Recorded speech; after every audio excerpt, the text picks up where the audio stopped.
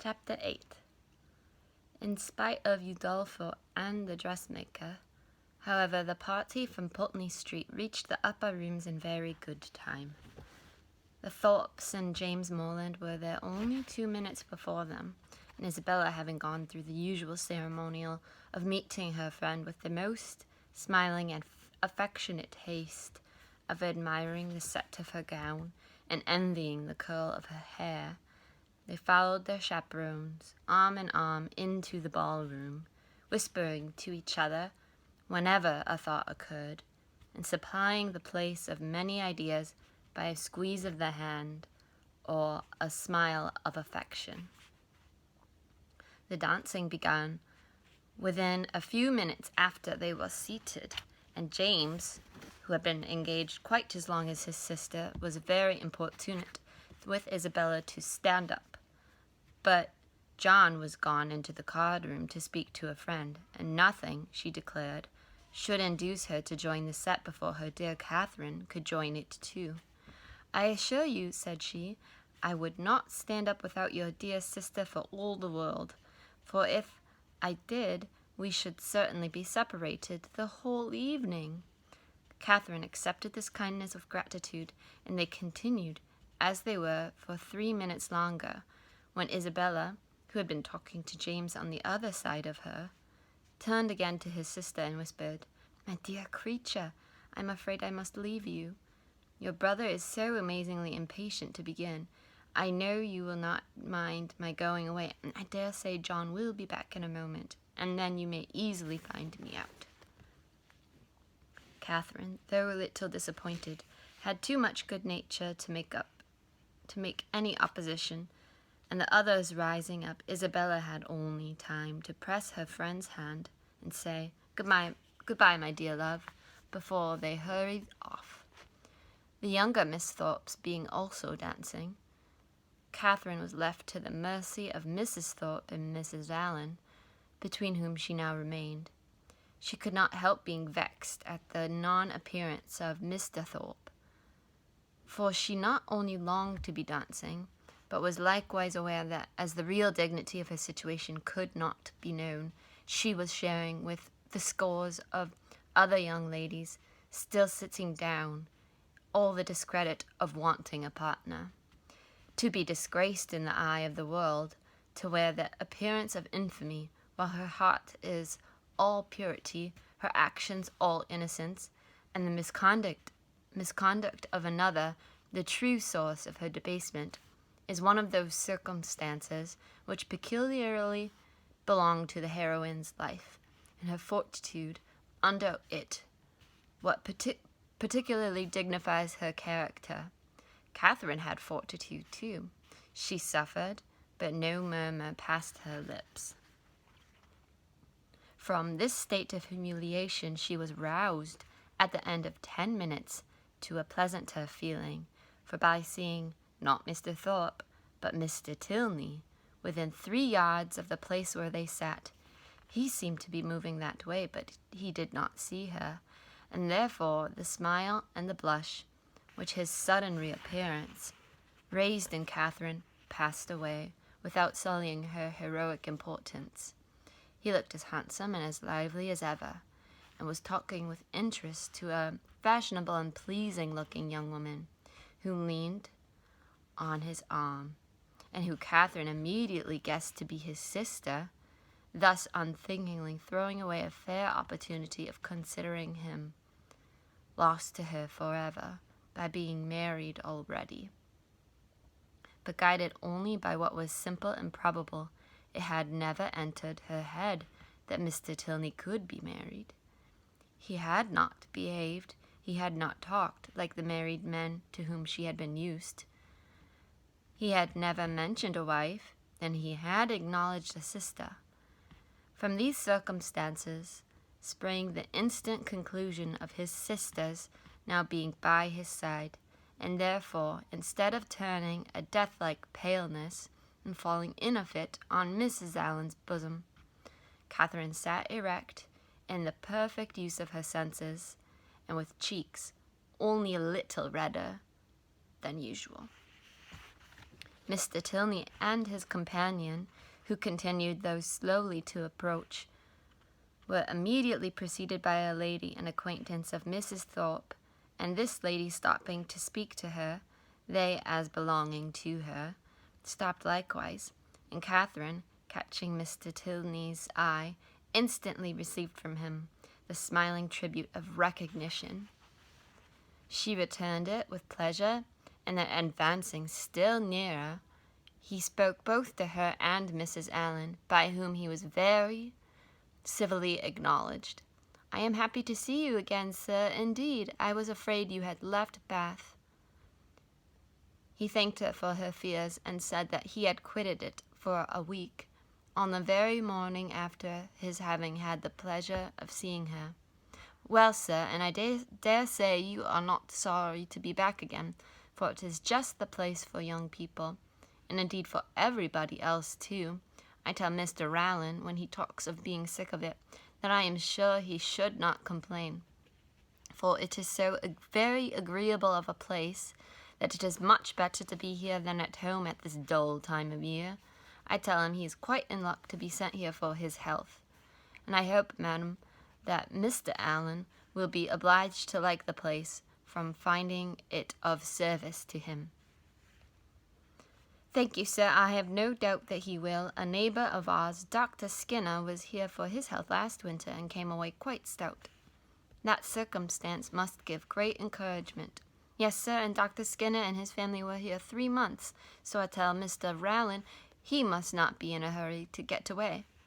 Here they were interrupted by a request from Mrs. Thorpe to Mrs. Allen that she would move a little to accommodate Mrs. Hughes and Miss Tilney with seats, as they had agreed to join their party. This was accordingly done, Mr. Tilney still continuing standing before them, and after a few minutes' consideration, he asked Catherine to dance with him. This compliment, delightful as it was, produced severe mortification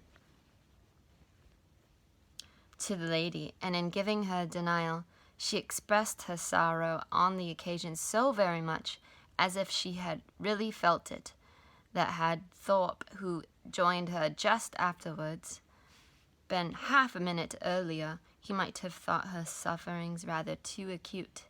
The very easy manner in which he then told her that he had kept her waiting did not by any means reconcile her more to her lot, nor did the particulars which he had entered into while they were standing up, of the horses and dogs, and of the friend whom he had just left, and of a proposed exchange of terriers between them, interest her so much as to prevent her looking very often towards that part of the room where she had left Mr. Tilney. Of her dear Isabella, to whom she particularly longed to point out that gentleman, she could see nothing. They were in different sets. She was separated from all her party, away from all her acquaintance.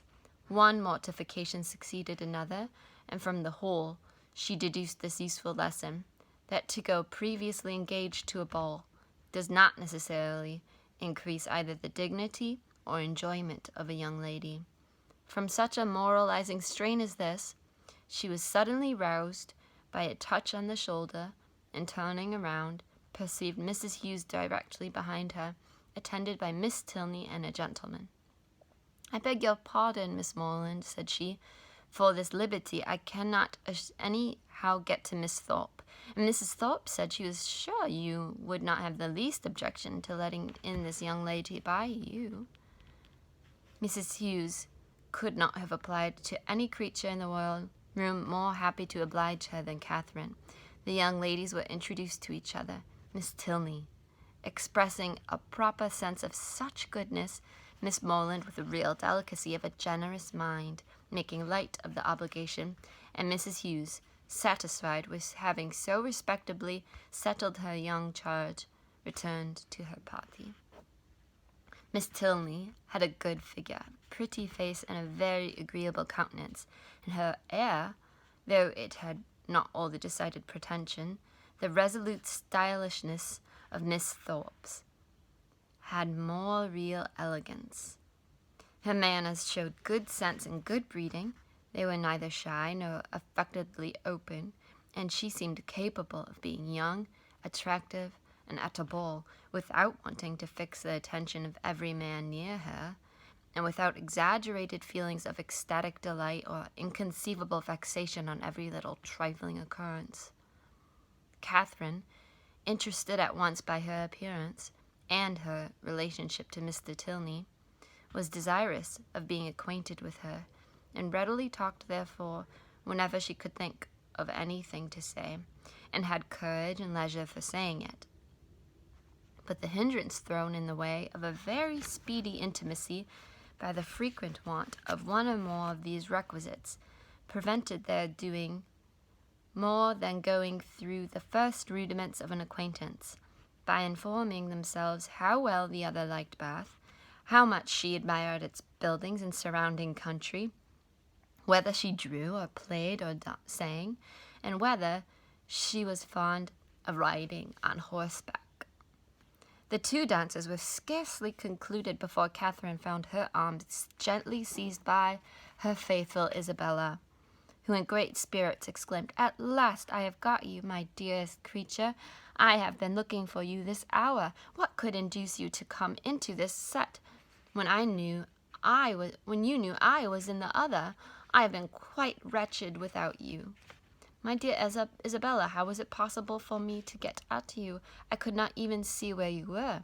So I told your brother all the time, but he would not believe me. Do go and see for her, Mr. Morland, said I, but all in vain. He would not stir an inch. Was it not so, Mr. Morland? But you men are all so immoderately lazy. I have been scolding him to such a degree, my dear Catherine, you would be quite amazed. You know I never stand upon ceremony with such people."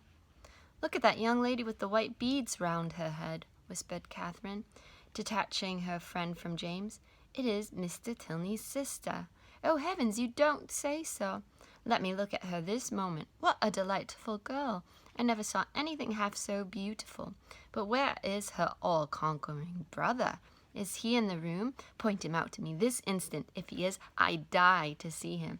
Mr. Morland, you are not to listen. We are not talking about you.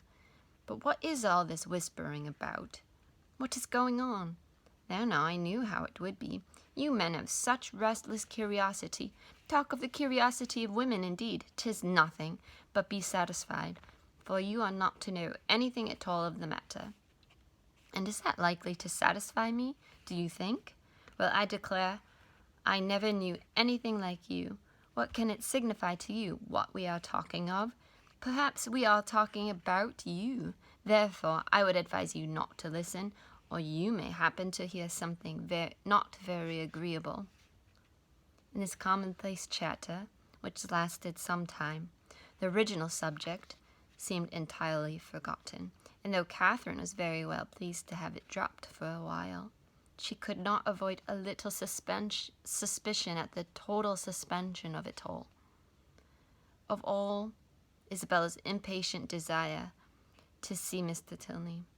When the orchestra struck up a fresh dance, James would have led his fair partner away, but she resisted. "I tell you, Mr. Morland," she cried, "I would not do such a thing for all the world. How can you be so teasing? Only conceive, my dear Catherine, what your brother wants me to do. He wants me to dance with him again, though I tell him that it is a most improper thing, and entirely against the rules.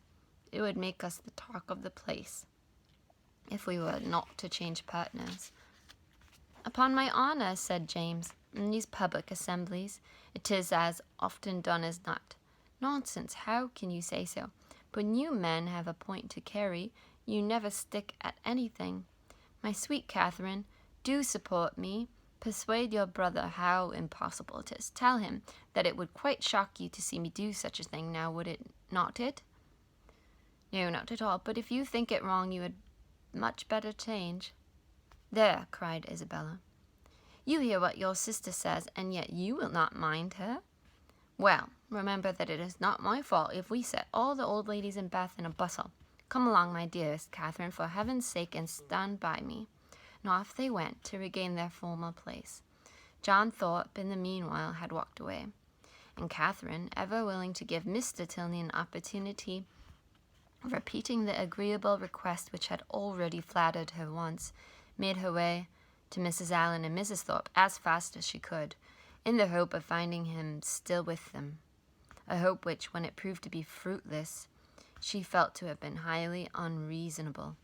"Well, my dear," said Mrs. Thorpe, impatient for praise of her son, "I hope you have had an agreeable partner." "Very agreeable, ma'am." "I am glad of it. John has charming spirits, has not he?" "Did you meet Mr. Tilney, my dear?" said Mrs. Allen. "No, where is he? He was with us just now, and said he was so tired of lounging about that he resolved to go and dance. So I thought perhaps he would ask you if he met with you." "Where can he be?" said Catherine, looking round. But she had not looked round long before she saw him leading a young lady to the dance. "Oh, he has got a partner." "I wish he had asked you," said Mrs. Allen, and after a short silence she added, "He is a very agreeable young man." "Indeed he is, Mrs. Allen," said Mrs. Thorpe, smiling complacently. "I must say it, though I am his mother, that there is not a more agreeable young man in the world." This inapplicable answer might have been too much for the comprehension of many, but it did not puzzle Mrs. Allen, for after only a moment's consideration, she said in a whisper to Catherine, "I dare say she thought I was speaking of her son." Catherine was disappointed and vexed. She seemed to have missed by so little the very object she had in view. This persuasion did not incline her to a very gracious reply, when John Thorpe came up to her soon afterwards and said, "Well, Miss Morland, I suppose you and I are to stand up and jig it together again." "Oh, no, I am much obliged to you. Our 2 dances are over, and besides I am tired and do not mean to dance any more." "Do not you? Then let us walk about and quiz people. Come along with me, and I will show you the 4 greatest quizzes in the room. My 2 younger sisters and their partners. I have been laughing at them this half hour." Again Catherine excused herself, and at last he walked off to quiz his sisters by himself. The rest of the evening she found very dull.